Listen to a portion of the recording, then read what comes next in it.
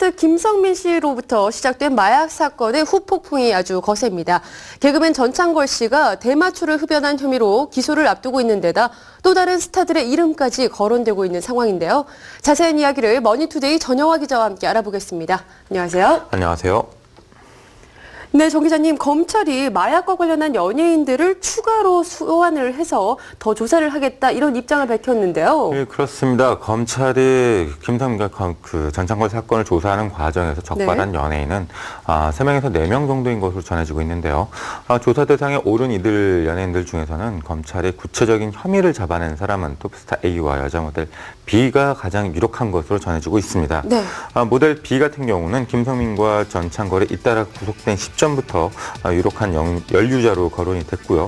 앞서 구속된 2명과 직간접적으로 필로폰 및 대마초 흡연에 관련된 것으로 알려져 있습니다. B는 연예계에서는 비교적 얼굴과 이름이 알려져 있지 않은 무명 모델에 가까운데요.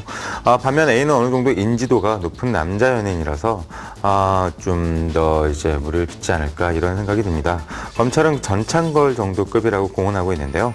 수사 과정에서 A의 혐의가 드러나자 당초 수사를 마무리하려던 계획을 미루고 공개적으로 수사를 되돌리겠다고 밝혀 상당한 파장을 예고하고 있습니다.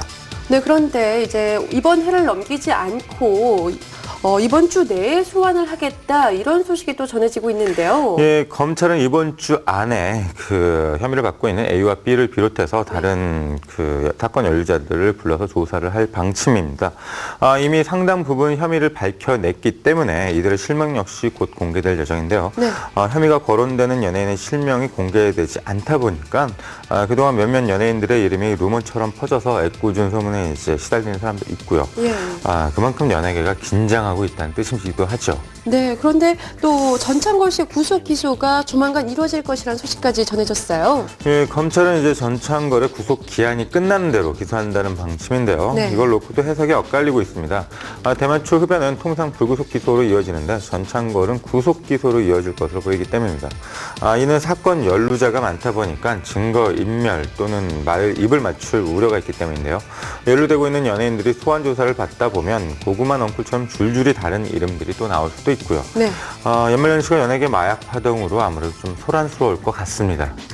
네, 이런 가운데 또 김성민 씨가 자신의 잘못을 공개적으로 또 사과하는 뜻을 전하기도 했는데요. 예, 한 방송 프로그램에서 이제 지인에게 보낸 자필 편지가 공개가 됐었죠. 네. 구치소에서 보낸 건데요. 김성민은 많이 저희 프로를 아껴주시고 또 저에게 많은 성원을 보내주셨는데라면서 고개 숙여서 사과하겠습니다라고 사죄의 뜻을 밝혔습니다. 이어 사실 자기는 이곳에서 나가는 것과 안 나가는 것이 큰 차이가 없습니다라면서 하얀 옷에 먹물이 한 방울 묻던 한 컵을 쏟던 같은 결과라고 이렇게 적었습니다. 네. 쓴 경험으로 인해 포기를 하려는 사람에게 좋은 예로 남고 싶다며 그렇기 때문에 빨리 나가려는 조급함은 많이 벌었다고도 덧붙였고요.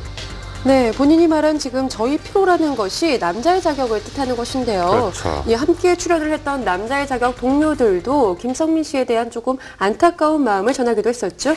예, 먼저 김태원 씨가 김성민에 대한 안타까운 속내를 드러냈는데요. 김태원은 지난 4일 여의도 KBS에서 열린 자신의 자전적인 드라마죠. 드라마 랑랑락의 제작 발표에서 이렇든 뜻을 밝혔는데요. 마약을 끊는 방법은 두 가지다. 예. 하나는 목숨이 위태로워지는 것이고 하나는 감옥에 가는 것이다 라고 말했는데요.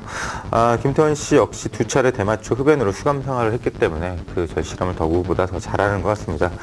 김태원 씨는 지금까지 살아온 것보다 앞으로 살아가는 게 더 중요하다면서 이번 사건으로 인해 좋지 않은 관계를 정리하고 제2의 도약을 할 수 있는 기회라고 할 수 있으니까 비관적으로만 생각하지 않았으면 좋겠다고도 했습니다. 네, 그런가 하면 또 남자의 자격 맏형격인 이경규 씨도 충고를 아끼지 않았는데요. 예, KBS 방송 대상을 탄 직후에 가진 인터뷰에서 안타까운 심정을 드러냈는데요. 이경규는 죗값을 치러야 한다면서도 어떤 친구가 제 곁을 떠난 것도 개인적으로 가슴이 아프다고 안타까움을 드러냈습니다. 이어 빨리 우리 곁으로 돌아와서 함께 했으면 하는 바람도 갖고 있다면서 만감이 교차한다고 좀 아쉬움을 드러냈습니다. 네, 연말을 앞두고 참 연예계에 이렇게 마약 사건이 불거져서 많은 분들이 안타까워하고 있는데요. 네. 이번 사건 또 향후 진행 어떻게 될 것으로 보십니까? 네, 먼저 말씀드린 것처럼 이번 주에 소환 조사가 있을 테고요. 네네. 그다음에 김성민에 대한 첫 공판이 내년 1월 7일 오전 10시에 이제 서울중앙지법에서 열립니다. 이 자리에서 여러 가지 이야기들이 흘러나올 수 있는데요. 네. 그 사건이 민감한 이니만큼 비공개로 진행될 수도 있고요. 그건 좀 더 지켜봐야지 될 것 같습니다.